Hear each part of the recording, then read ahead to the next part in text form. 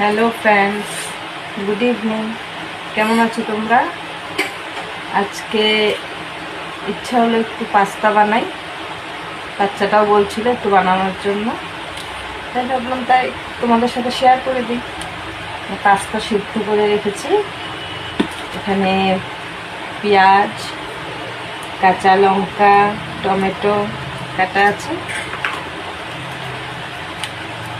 কে কে pasta খেতে ভালোবাসে? তাহলে একটু বানাই।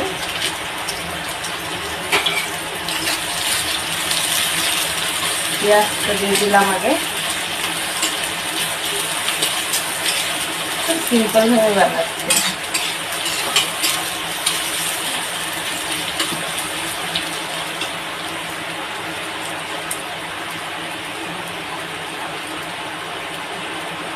ঠিক আছে,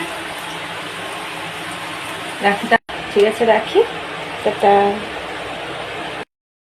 এই দেখো, আমার পাস্তা প্রায় রেডি। এখন দিয়ে দিই। আয়ুষ নাও।